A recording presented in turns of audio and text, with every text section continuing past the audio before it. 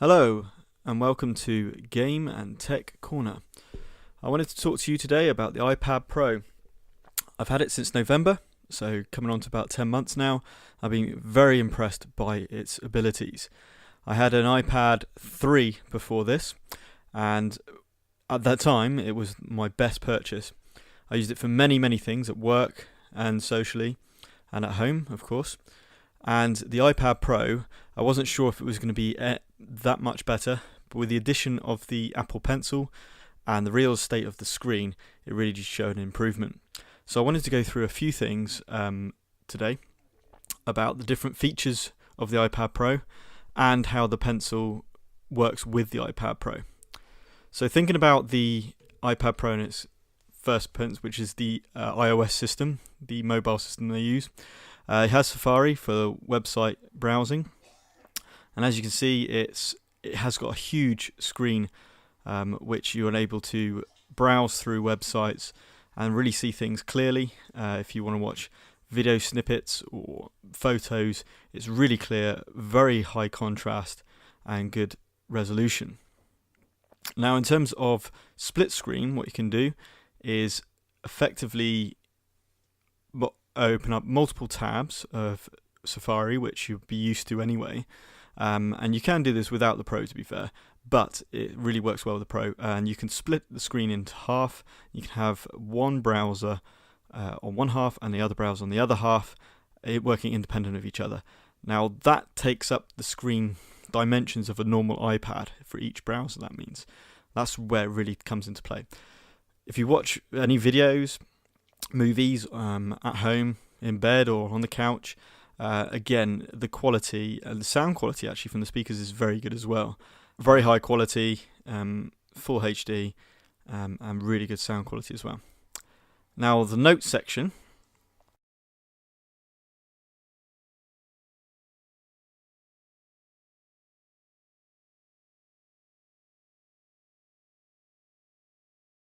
But you can also use the Apple Pencil to write notes on and annotate and so forth, like I'm doing on the screen now.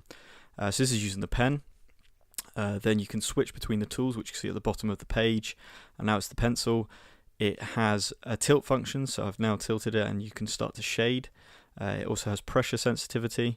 This is all on Notes, just the Notes app that's based when it first comes with the Apple iPad Pro. So you can shade in spheres, what have you, there. You've also got highlighting function, so just highlighting the sentence there, with all different colours, of course, so you can change the colours with a myriad of different colours, and you can write alongside it. Once you've finished, that goes straight into the note, so you can type, you can add websites, you can do what you like you would normally do in Notes, but therefore you can add in those extra things. Obviously, split screen comes into play here. So here I've opened up Safari as well as a second screen for the split screen. Now, the other thing which the Apple Pencil is brilliant at is obviously drawing. It just feels like drawing on paper. It has a really nice feel, a nice weight to the pencil.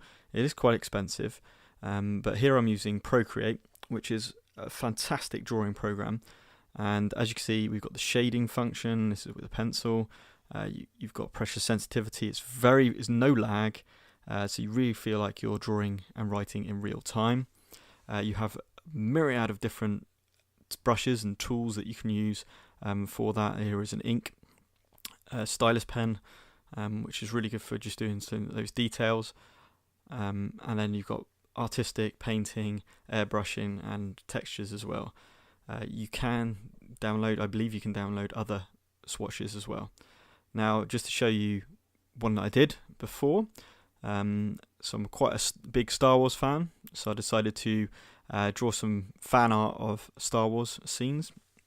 And with Procreate, you can actually watch a time-lapse video of all your strokes in terms of all your pen strokes and everything. So here's Han Solo and Chewbacca from Star Wars, and you can see it was just so accurate, the pencil, in terms of drawing and applying different brush sizes and opacity, colours. All of that's really easy to do, and the Apple Pencil is a fantastic piece of kit. I've used other styluses before, but this was really high and above all of the ones that I've tried. So that's an example of drawing with the Apple Pencil in Procreate. Link to that, I've also got when we're talking about the different types of things you can do. Once I go out of here, so this is News. So this is the Apple News app. Really good to just show those videos in app, browse through your news slides and all the rest of it. Really good, really focused. It's a fantastic piece to do. And of course, you've got so many apps on the App Store. TED, for example, again, watching videos, whatever might tickle your fancy at that time. And it's very easy to cut through from one app to the other. You've obviously got multitasking as well on top of that, but excellent for its apps, the iTunes, which you'll probably be aware of if you're watching this video. Now, the other thing you can do with the Apple Pencil, which is actually really intuitive, really good, is you can change and edit your photos. So here we have a photo of myself and my brother. This is during my wedding.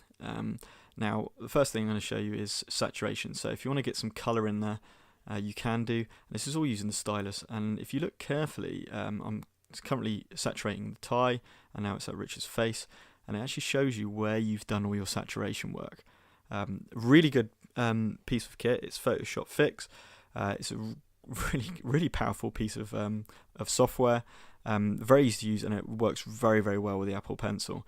I think it's the one they were using when they were demoing it on the Apple keynote demonstration. So I've been saturating here, just really sorting out that tie, my tie there, and you can really see the colour really push out as I do that. So that's saturation, which helps to boost the colours of your photos.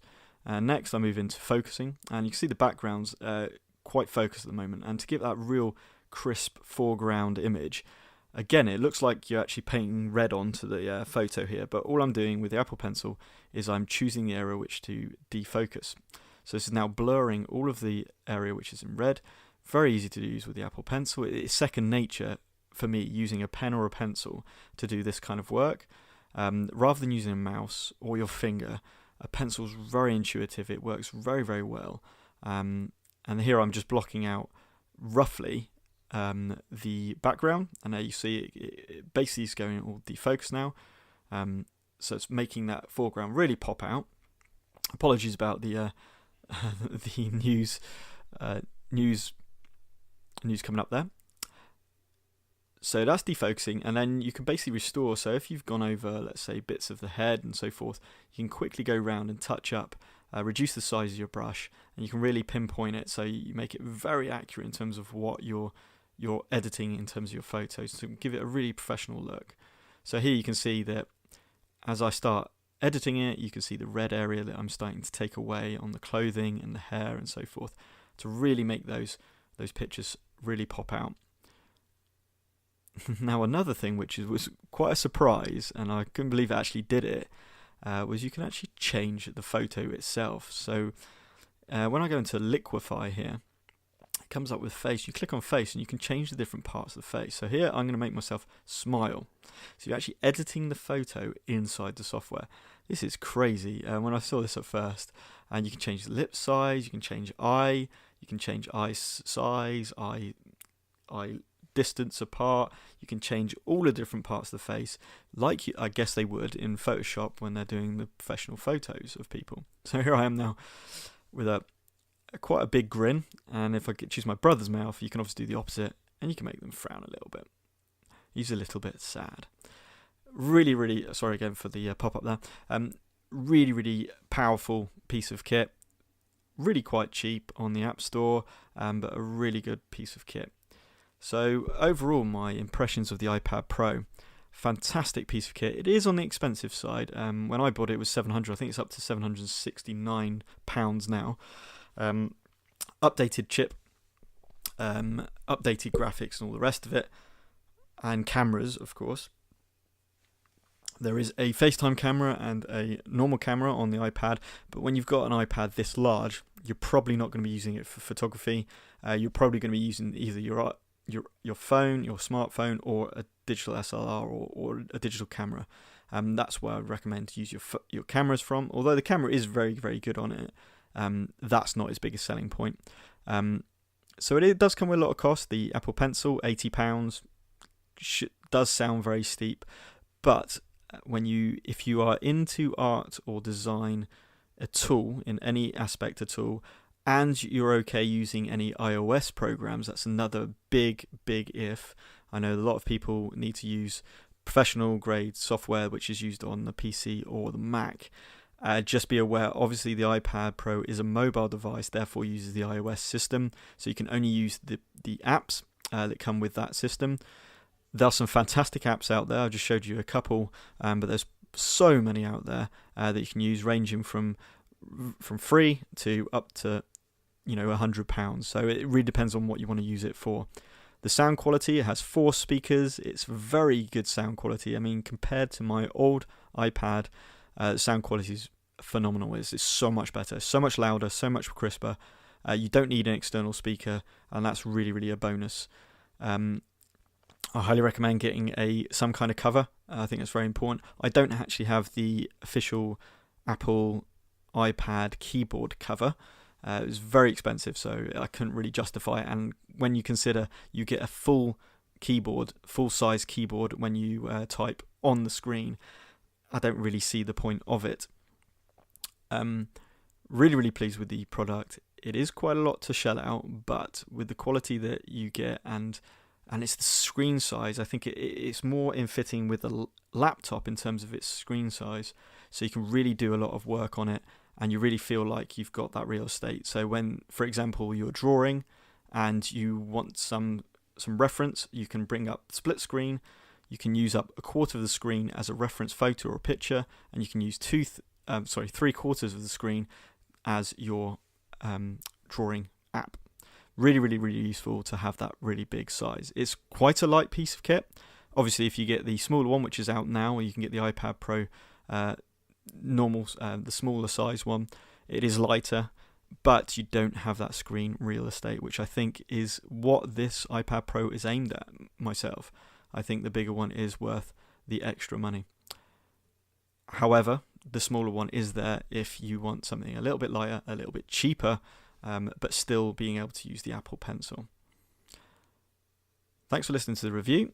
I hope it did help and maybe made your decision on whether to buy the iPad Pro.